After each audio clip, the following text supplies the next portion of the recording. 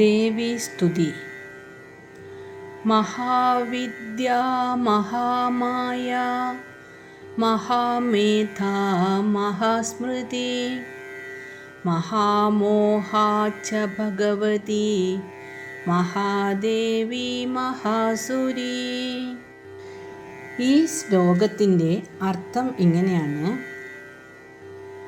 നമ്മുടെ അറിവിനെ പ്രകാശിപ്പിക്കുന്ന മഹാവിദ്യയും ആ അറിവിനെ മറച്ചു പിടിക്കുന്ന മഹാമായയും, അതായത് ഇല്ലാത്തതിനെ ഉണ്ടെന്ന് ധരിപ്പിക്കുന്നതാണല്ലോ മായ. ആ മായയാണ് ആ മഹാവിദ്യയെ മറച്ചു പിടിക്കുന്നത്.